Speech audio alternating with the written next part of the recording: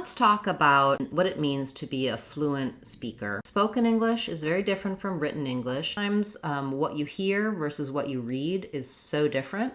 And that's one of the challenges of becoming a more advanced English speaker. So we're going to look at a few examples of linking today. That's our first element for fluent speaking. And I want to go through 3 types of linking that we do in English. Here are some short 2-word phrases and how we link them.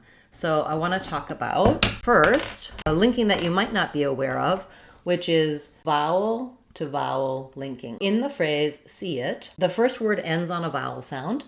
The next word starts on a vowel sound.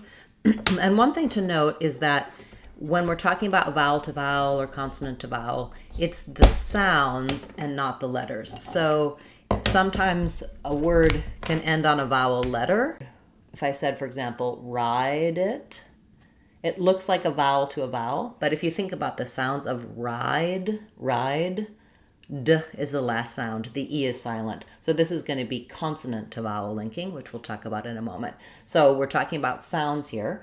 When I have a vowel linking to another vowel, I insert another sound in between. It just happens naturally. I don't have to be too intentional about it. But if I'm not linking, see-it, you hear how that sounds a little more choppy and less fluent. So if I'm moving from a front vowel, an E, an A, or an I, to another vowel, the sound that connects is a Y sound, see-it. This happens between words and also within words, and I do have some detailed videos talking about the rules there. So it can have either a Y sound, or if I'm saying something like do it. If I'm saying that fluently and naturally, I'm going to have a W sound. So if I'm going from a rounded oo, o, or ow, how is, do it, the linked sound, the glide, is going to be a W sound. So vowel-to-vowel linking is one of the major types of linking that we do between words and within words. The next is consonant-to-consonant linking. So for example, in want, some, I'm changing how these consonants happen a little bit. So when I say want some, I'm not letting that T out. This is an example of an unreleased T, an unreleased stop sound, where rather than want some with a solid break, there's a short break, want some. I go up to make the T and then I release right into the S sound. So how we link the T sounds at the ends of words is one of the major elements of the American accent. And it's not just for T's, we also use this unreleased stop sounds for all of the stop sounds as we're linking consonant to consonant.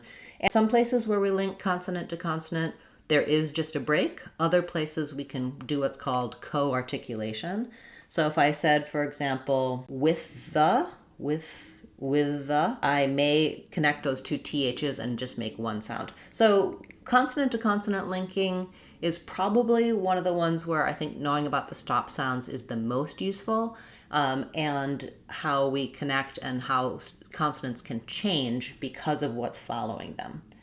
And then, of course, we also have consonant-to-vowel linking. And again, this is a place where the T's are one of the sounds that change, so I often use these for my examples. But we do it with all types of consonants into vowel sounds. So, for example, in get, it, if I said them separately, get, you'd hear the T, it, you'd hear the T. Or I might stop that T if I said it by itself, get, it. I'm using unreleased T's on both of those. When I link them together, though, I end up with get it.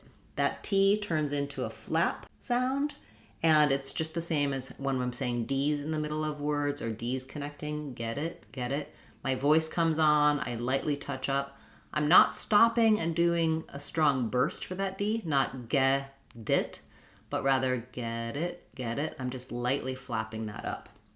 So for our linking, we have vowel to vowel, consonant to consonant, and consonant to vowel linking. These are all really critical for connecting naturally and smoothly when you're speaking, and we can look at a few more examples later on in our series. So I hope you'll join me again next week, where we will move into talking about contractions, and then the following week we'll talk about reductions. So linking, contractions, and reductions are a big part of what we're doing here on the channel. We're going to have a new video for you each Tuesday, as well as next Saturday. We'll continue our fluent speaking series. So thank you for being here, for supporting the channel by subscribing, commenting, sharing the videos, and a special shout out to my channel members. Thank you for your support. I'm Christine Dunbar from speechmodification.com. Remember, if you want to sound like a native speaker, you can do it. speechmodification.com. Bye, everyone. Thanks for a great class today.